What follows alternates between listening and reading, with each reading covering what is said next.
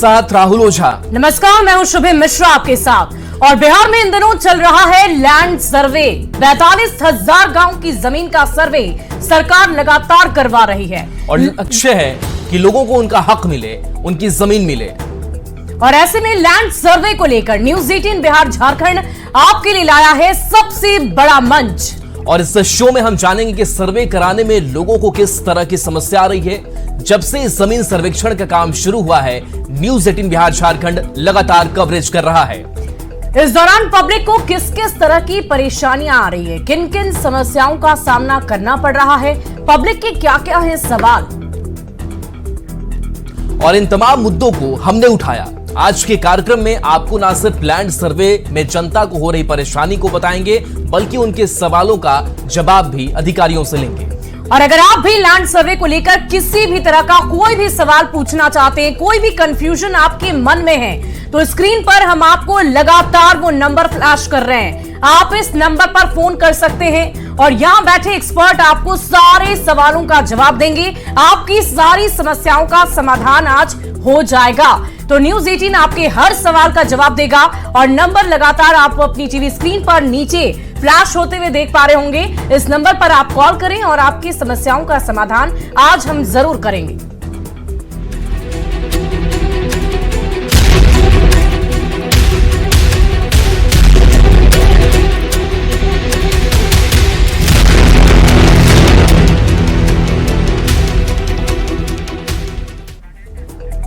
तो देखिए, land survey को लेकर के लगातार बिहार के लोगों में कई तरीके की चिंताएं भी हैं, कई तरीके की परेशानियां जो है वो भी सामने आ रही है। लेकिन इन सब परेशानियों को कैसे हल निकाला जाना चाहिए, और इसी को लेकर के आज हम अधिकारी से बातचीत करेंगे और हम समझने की कोशिश करेंगे, क्योंकि लैंड सर्वे सरकार की एक कोशिश है कि कैसे लैंड सर्वे के जरिए जमीन विवाद को कम से कम किया जा सके। और देखिए, खतियान क्या है, एक एक चीजों को भी हम समझते हैं। तो सबसे पहले आपको पूरी जानकारी देते हैं कि आखिर ये खतियान है क्या। खतियान में जमीन से जुड़े हुए सारे दस्तावेजों की पूरी जानकारी होती है। जमीन मालिक का पूरा डिटेल उसके अंदर होता है। जमीन मालिक के पिता का नाम होता है। खतियान क्या है ये आप समझिए। जमीन का रकबा, प्लॉट नंबर, मौजा का नाम, सब कुछ इस खतियान में लिखा होता है। चौहद्दी और जिला भी दर्ज किया जाता है। कितनी चौहद्दी में किस जिले में आपकी जमीन है, इसमें पूरा डिटेल होता है। खतियान में पूरा पता भी दर्ज होता है, क्या एड्रेस है ये भी लिखा होता है। प्लॉट की क्षेत्रफल की पूरी जानकारी होती है। तो आपने समझ लिया कि खतियान क्या होता है। ये सारी जानकारी हम आपको इसलिए दे रहे हैं क्योंकि इन दिनों लैंड सर्वे को लेकर बहुत सारी समस्याएं लोगों को झेलनी पड़ रही है, और इन समस्याओं का समाधान कैसे हो, इसको लेकर न्यूज 18 बिहार झारखंड सजग है, सतर्क है।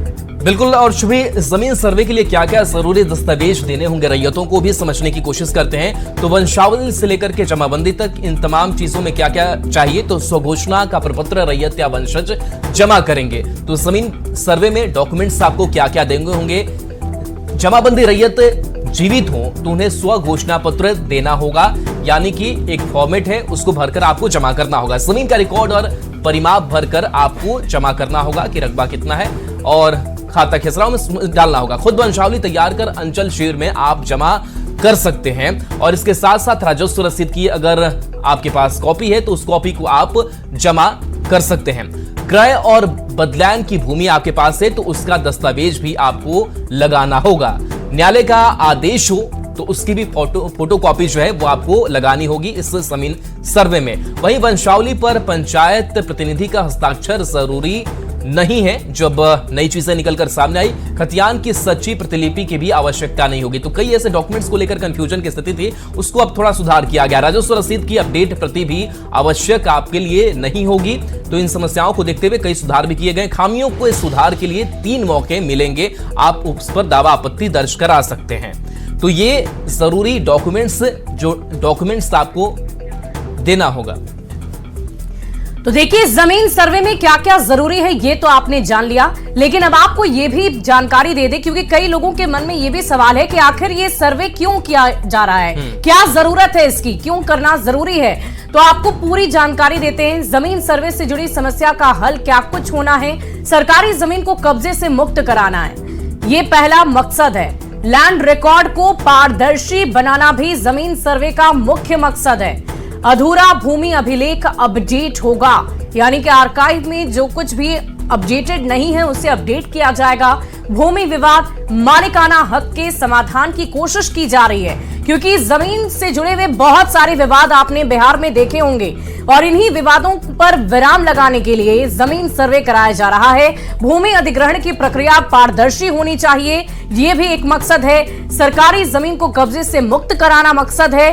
तो कुल मिलाकर आप समझ सकते हैं कि कैसे लैंड रिकॉर्ड को पारदर्शी बनाने की कोशिश लैंड सर्वे के माध्यम से कराई जा रही है, ताकि किसी भी तरह का कोई भी कंफ्यूजन किसी को ना हो, कोई भी आपकी जमीन पर अपना दावा ना कर सके, क्योंकि जमीन विवाद से संबंधित बहुत सारे क्राइम के मामले भी आपने देखे होंगे।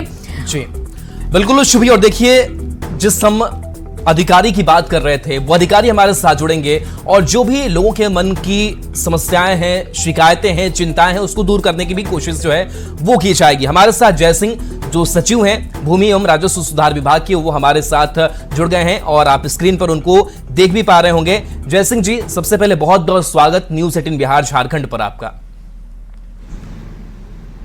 बहुत बहुत धन्यवाद जी। जमीन सर्वे, लैंड सर्वे एक बड़ा मसला बिहार के लिए और सरकार की भी, आप लोगों की भी कोशिश की जो जमीन विवाद है उसको कैसे कम से कम किया जाए, और इसको लेकर के लैंड सर्वे का काम चल रहा है। लेकिन इस लैंड सर्वे के साथ साथ कई परेशानियां भी लोगों को हो रही है। हालांकि उस परेशानियों को दूर करने की कोशिश भी सरकार के स्तर से हो रही है, अंचल अधिकारी के स्तर से हो रही है, ग्रामीण पंचायत स्तर से भी की जा रही है। सबसे पहले यही सवाल कि इस लैंड सर्वे का मकसद क्या है और इससे क्या भूमि विवाद में किस तरीके से अब जो ये विवाद है, ये झगड़ा है, उसमें उसको कम करने में मदद मिलेगी? देखिए, इसका जो पर्पज़ है वो आपने अभी सही ही कहा कि लैंड रिकॉर्ड को अपडेट करना। उस लैंड रिकॉर्ड हमारे यहाँ दो तरीके के हैं। एक तो ऐसा रिकॉर्ड है जो कि ज़मीन से संबंधित सभी विवरण को दर्ज करता है, जिसको अभी आप खतियान के रूप में बता रहे थे। खतियान जो है वो तो एक समय बनता है, लेकिन जमाबंदी पंजियों में जब हमारा कोई म्यूटेशन या दाखिल खारिज होता है तो उसके माध्यम से वो पंजी लगभग अद्यतन रहती है। लेकिन जो दूसरा बड़ा गैप हमारे पास है वो है नक्शा। नक्शा जो हमारा है वो नक्शा रेगुलर अपडेट नहीं होता है। तो जमाबंदी पंजियों में जब कोई दाखिल खारिज होता है तो उसके माध्यम से तो ज़मीन के विवरण अपडेट होते रहते हैं कि पहले से नया जो ट्रांजैक्शन हुआ वो अपडेट हुआ। लेकिन नक्शे में जो प्लॉट है उस प्लॉट का अपडेशन जब नहीं हो पाता है तब उससे एक समस्या ये खड़ा होती है कि जो जय सिंह जी, पूरी जानकारी हम आपसे लेंगे और लगातार आप हमारे साथ बने हुए भी हैं, लेकिन एक एक कॉलर्स का फोन आना अब शुरू हो चुका है। राजधानी पटना से राजेश हमारे साथ फोन लाइन पर हैं। राजेश जी, क्या समस्या है आपकी? इस वक्त जय सिंह भी आपको सुन पा रहे हैं, आप अपनी समस्या को रखिए। समस्या है कि मेरे दादाजी का सरदारी जमीन है और उसमें उनका दादाजी डेढ़ तरला दो भाइयों में बंटवारा हो गई है। मेरे पिताजी, मेरे चाचा जी हैं, बाकी उसमें प्लॉट शो नहीं कर रहा है। क्या शो नहीं कर रहा है राजेश जी? प्लॉट नहीं शो करता है। पहले का जो जमीन है उसमें खाता पर रसीद कट रही है खाते से। तो प्लॉट जैसे आधा कट्ठा, डेढ़ कट्ठा करके 4-5 गो प्लॉट है मेरे पिताजी का, तो प्लॉट तो नहीं, सिर्फ 3 गो शो कर रहा है। तो उसके लिए हमको क्या करना पड़ेगा? जी बिल्कुल। और देखिए, दर्शकों से एक अपील भी है कि जब आप फोन पर हो तो अपना जो टेलीविजन का जो साउंड है वो थोड़ा कम करके आप बात कीजिए। हाँ राजेश जी। जी सर, तो मैं ये कह रहा हूँ सर कि तो खाता पर कट रही है तो प्लॉट हमको कैसे पता चलेगा कि प्लॉट यहाँ पर कितना है? इसके बारे में जानकारी लेना। आप गाँव में जैसे सर है तो गाँव में बंसाबली बनाने की बात हो रही, तो बंसाबली बनाने के लिए दे दिया है। कागजात जो है स्टैम्प पेपर उस 70 का ऐसी है, तो समझ में नहीं आता है कि उसमें क्या लिखा हुआ है।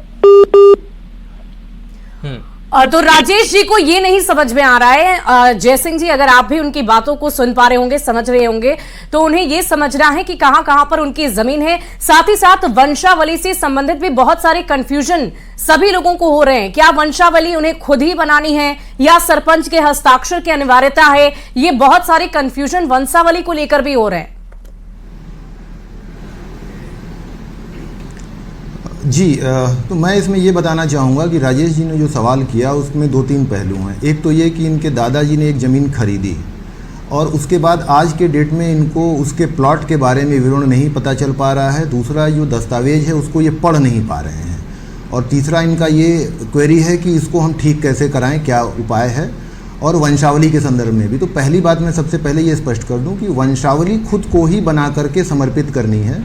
इसमें कहीं से किसी से प्रमाणित कराने आदि की कोई आवश्यकता नहीं है। जैसे अगर इनके दादाजी ने अगर ज़मीन खरीदी है तो उस दादाजी के बाद से उनके वंश में अभी तक कौन कौन से लोग हुए हैं, इनका एक विवरण कागज़ पे बना देना है। उसी को हम लोग वंशावली कहेंगे। उसको कहीं किसी से साइन कराने की ज़रूरत नहीं है। दूसरा, जब इनके दादाजी ने कोई ज़मीन खरीदी होगी तो सेल डीड में निश्चित रूप से प्लॉट का विवरण रहता ही है। बिना प्लॉट के विवरण के सेल डीड नहीं होती है। अब इनकी समस्या ये है कि वो इस सेल डीड को पढ़ नहीं पा रहे हैं। तो अगर पढ़ नहीं पा रहे हैं तो किसी जानकार व्यक्ति से ये उस सेल डीड को पढ़वा सकते हैं और उसमें जो प्लॉट नंबर दर्ज है वो प्लॉट नंबर हो सकता है कि आज इनको दिखाई नहीं दे रहा है। तो अगर दिखाई नहीं दे रहा है तो परिमार्जन प्लस नाम की जो सेवा राजस्व विभाग की है उसके अंतर्गत ये अप्लाई कर सकते हैं और जो छूटे हुए प्लॉट्स हैं उन प्लॉट को राजस्व रिकॉर्ड में अपडेट करा सकते हैं। और जब एक बार अपडेट हो जाएगा तो उसकी एक कॉपी निकाल लेंगे तो इनको फिर आगे कोई समस्या नहीं। चलिए, बेगूसराय से गुड्डू भी हमारे साथ दर्शक जय जी जुड़ रहे हैं। गुड्डू, आपकी क्या समस्या लैंड सर्वे को लेकर के आ रही है? सवाल ये पूछना है अजय सर से कि जो बकास्त जमीन है उस जमीन को लेके क्या दिशा निर्देश जारी किया गया है? के नाम से खाता खुलेंगे जिस जमीन पे पिछले 30 साल से जमाबंदी कायम है, रैयत के कब्जे में वो जमीन है, कागजात कैसे मिलेंगे और कहाँ से जमाबंदी कैसे क्या होगा? इस पे निर्देश क्या जारी किया गया है बकास्त को लेकर सर?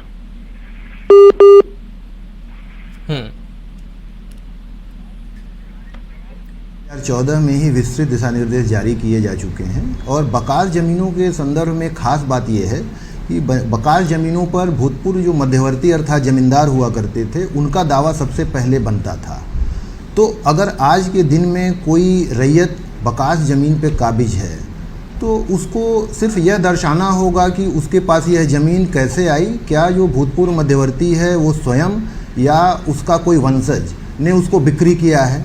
तो अगर ये ट्रांजैक्शन भूतपूर्व मध्यवर्ती के किसी वंशज द्वारा किया गया होगा तो वो मान्य हो जाएगा और उसके आधार पर आपका दावा रहेगा जी। और इसमें एक दूसरी चीज़ ये भी है कि बकास ज़मीनों का शुरुआत में रैयतीकरण कराना होता है। तो अगर आज भी भूतपूर्व मध्यवर्ती कोई ऐसे बचे हैं जिनकी रैयतीकरण नहीं हो पाया है तो उसमें रैयतीकरण का प्राधिकार जो है वो स्पष्ट है, तरीका स्पष्ट है उस पत्र में। 2014 के उस पत्र को एक बार आप देख लेंगे तो वो स्पष्ट हो जाएगी स्थिति आपको। तो बकास जमीन को लेकर भी बहुत सारे कंफ्यूजन हो रहे हैं और हम आशा करते हैं कि जयसिंह जी ने आपको जो भी बताया उससे आपकी ज़रूर मदद हो पाई होगी। और देखिए, हमारी कोशिश सिर्फ और सिर्फ यही है कि समस्या का समाधान हो सके। बहुत सारे कंफ्यूजन हो रहे हैं और लैंड सर्वे एक बहुत ही बड़ा स्टेप राज्य सरकार की तरफ से लिया गया है और इसके तहत बहुत सारे सुधार की कोशिश की जा रही है। जयसिंह जी लगातार हमारे साथ बने हुए हैं, कुछ कॉलर भी अगर फिर जुड़ते हैं तो उनका भी करेंगे। लेकिन जयसिंह जी, एक और सवाल ये मेरा आपसे है कि खसरा संबंधित जमीन को लेकर भी बहुत चर्चा होती है। क्या खतियान या वंशावली के सत्यापन की अगर हम बात करें, कहा जा रहा है कि वंशावली अगर हम देते भी हैं तो उसके सत्यापन के लिए क्या सरकार की तरफ से तैयारी की गई है, उसे किस आधार पर सत्यापित माना जाएगा? देखिए, अभी जैसे मैंने बताया कि वंशावली देते समय किसी प्रकार से उसको सर्टिफाइड कराने आदि की आवश्यकता नहीं है। ये तो आप स्व घोषणा के साथ अपनी वंशावली दे रहे हैं, यानी इसको खुद ही घोषित कर रहे हैं। सर्वे की टीम जब सर्वे की प्रक्रिया के दौरान गांव में जाएगी, लोगों से बात करेगी, ग्राम सभाओं का आयोजन करेगी आने वाले समय में भी, तब उसमें इस वंशावली पे चर्चा होगी और वहाँ पर गांव के बीच में भी ये सामान्य जानकारी रहती है कि किसके वंश में कौन कौन लोग। चलिए, बिल्कुल आपके पास आएंगे। एक दर्शक वैशाली से मोहम्मद शमसूल भी हमारे साथ जुड़ गए हैं। मोहम्मद शमसूल, आपको क्या परेशानी आ रही है इस लैंड सर्वे के प्रोसेस को पूरा करने में? जी, मेरा कहना है कि मेरे परदादा के नाम से जमीन है। हेलो जी जी जी सुन पा रहे हैं। जी, परदादा के नाम से जमीन है। तो उनका 3 लड़का था, तो एक लड़का का वंश नहीं है कोई, 2 लड़का का था वंश, तो उसमें सब बंटवारा करके कर लिया। लेकिन एक पक्ष के लोग अपना सारा जमीन वगैरह बेच लिए हैं, और रसीद जो है ना पहले से एक ही साथ करता था। अभी फिर सर्वे जब होगा तो उस पक्ष का भी उसमें बराबरी का हिस्सेदार बन जाएगा जो बचा है। जी जय सिंह जी, ये कह रहे हैं कि इनके अगर दादा थे, वो 2 भाई अगर थे, तो उनके एक भाई की मौत हो गई है, उनका कोई वंशज नहीं है, वो नावल्द हैं, तो क्या उनके जमीन का ट्रांसफर किस तरीके से होगा और इस सर्वे में क्या उनका नाम चढ़ पाएगा उनकी जमीन को लेकर? जी देखिए, अगर जो दावेदार पहले थे उनकी किसी की मृत्यु हो गई है और मृत व्यक्ति की भी कोई संतान नहीं है, तो एक बात जो मैंने की वंशावली की, उस वंशावली में इनको स्पष्ट रूप से इस चीज़ को दर्शा देना होगा। तो अगर ये दर्शा देंगे और उनके वंश में जो इनके दादा के पुत्र थे और उस पुत्र में कई पुत्र भी जीवित हैं लेकिन एक की नावल्द मृत्यु हो गई है, तो उसका हिस्सा फिर अन्य भाइयों के बीच में वितरित होगा। और इसके लिए इनको सिर्फ अपडेटेड वही वंशावली ही जमा करनी है। और अगर कोई विवाद होगा भी, मान लीजिए इनका ये कहना है कि ज़मीन अभी संयुक्त रूप से अगर कब्जे में है, तो जो खाता खुलेगा वो ज्वाइंट खुल जाएगा। एक चीज़ और मैं बताना चाहता हूँ कि अगर सर्वे की प्रक्रिया में कोई खाता ज्वाइंट रूप से है, तो इस ज्वाइंट रूप से होने का यह तात्पर्य नहीं है कि उन सभी लोगों का समान समान हिस्सा है। वह सिर्फ इतना ही दर्शाता है कि उसमें उनका एक हिस्सा हो सकता है, लेकिन वास्तविक रूप से कितना होगा यह सिविल न्यायालय तय करेगा, क्योंकि सर्वे की प्रक्रिया में बंटवारा नहीं किया जाता है। यह ध्यान रखेंगे तो इस समस्या का समाधान उनका हो पाएगा। अच्छा, जो नावल्द जिस की बात वो कर रहे थे, अगर वो जीवित हैं, अभी भी हैं, तो उनके नाम पर क्या अलग से खाता खुल जाएगा अगर जमीन का बंटवारा नहीं हुआ हो? अगर सम्मिलित तौर पर वो जमीन जोतकोड़ अगर हो रही हो, तो उसका किस तरीके से सर्वे किया जाएगा? क्या सम्मिलित तौर तरीके से उन सारे हिस्सेदारों का नाम होगा उसमें? जी देखिए, अगर जो नावल्द इनके पिता के भाई हैं, अगर वो आज भी जीवित हैं तो निश्चित रूप से उनका हिस्सा बनेगा, क्योंकि पूरी प्रॉपर्टी इनकी जो है वो इनके दादा की थी। तो इनके दादा के जितने भी पुत्र हैं, सबसे पहले वंशावली के अनुरूप उन सभी लोगों का हिस्सा होगा, और उसके बाद नावल्द वाला जो इनके हैं चाचा, उनका हिस्सा तो रहेगा ही, और बाकी जो 2 लोग हैं उनके जो पुत्र हैं उनका भी हिस्सा बनेगा।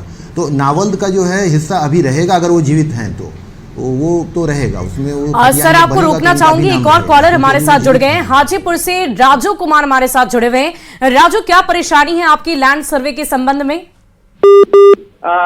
सर से ये पूछना था कि मेरे दादा के नाम पे प्रतापटार भगवानपुर में जमीन है, उसका जो खतियान है मैंने ऑनलाइन तो निकाल लिया, लेकिन उसकी रसीद काफी सालों से नहीं कटी है। उसका कारण ये है कि मेरे पिता का मेरी मम्मी के साथ कॉन्फ्लिक्ट, और उस कॉन्फ्लिक्ट के जरिए वो कभी कोर्ट में हाजिर नहीं हुए, और वो उनको कोर्ट ने भगौरा घोषित कर दिया। और हम टोटल 3 भाई हैं, मतलब मेरे दादा अकेले थे, उनका बेटा अकेला, मतलब मेरे पिता अकेला भाई, और उनके हम 3 बेटे हैं। तो गांव में तो लोगों ने यही कहा कि आप एक एफिडेविट बना करके वंशावली का और एक प्रपत्र 2 लगा दीजिए, उससे हो जाएगा। तो क्या मुझे यही करना है कि कुछ और भी करना होगा? बिल्कुल जय जी, निश्चित रूप से आपको यही करना है। ये आपके बारे में जो समस्या आपने बताई उसमें अच्छी स्थिति यह है कि खतियान जो है उसकी प्रति आपके पास है। बस एक समस्या आप बता रहे थे कि लगान रसीद अपडेट नहीं है, तो इस सर्वे की प्रक्रिया में एकदम अपडेटेड लगान रसीद देने की कोई बाध्यता नहीं है। यदि आपके पास पुरानी लगान रसीद है तो आप उसको लगाएं, वंशावली लगाएं और खतियान की प्रति लगाएं। इतना ही आपको समर्पित करना है, और ज़्यादा अच्छा होगा कि आप इन सारी चीज़ों को ऑनलाइन माध्यम से अपलोड करके समर्पित करें। चलिए, मुंगेर से गुड्डू यादव भी हमारे साथ दर्शक जुड़ गए हैं। गुड्डू, आपकी क्या समस्या है? हम जानना चाहते हैं कि टोपो जमीन का सर्वे होगा या नहीं। जी, टोपो जमीन का सर्वे होगा या नहीं? किस तरह की जमीन? आपकी आवाज नहीं पहुंच पा रही है। सवाल दोहराएंगे गुड्डू? हम जानना चाहते हैं कि टोपो जमीन का सर्वे होगा या नहीं। जय जी, आप सवाल समझ पा रहे हैं? हाँ मैं समझ गया इनका सवाल। हाँ, चलिए, जी, आपको उत्तर मिल रहा है कि टोपो जमीन का सर्वे अभी जो प्रक्रिया चल रही है उसमें नहीं किया जाएगा। जी, चलिए तो लगातार दर्शकों के हम सवालों के जवाब भी दे रहे हैं, उनकी समस्याओं को दूर भी करने की कोशिश कर रहे हैं और जय सिंह लगातार जवाब भी दे रहे हैं। तो ये सिलसिला कुछ घंटों तक लगातार जारी रहेगा। हम दर्शकों से अपील करते हैं कि ज्यादा से ज्यादा अपनी सवाल समस्याओं को रखें और संक्षिप्त में अपने सवाल रखें। साथ ही साथ एक अपील भी करेंगे कि जब भी आप सवाल पूछेंगे तो आप अपने टेलीविजन का जो साउंड है वो आप बंद कर देंगे, उसके बाद से आप बात कर पाएंगे। तो शुभी हम लगातार इस पर चर्चा करते रहेंगे। एक छोटे से ब्रेक का वक्त हो चला है, जल्द वापस आते हैं।